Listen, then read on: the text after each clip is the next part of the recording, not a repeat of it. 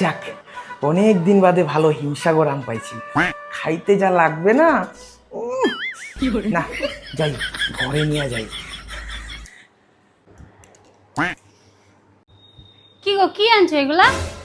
ওই খাওয়ার জন্য অল্প হিমসাগর আম নিয়ে আসলাম।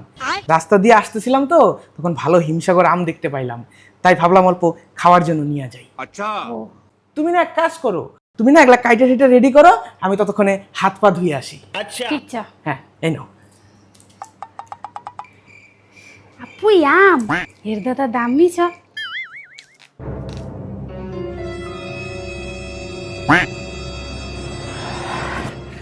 পবিত্রা, আম রেডি হইলো?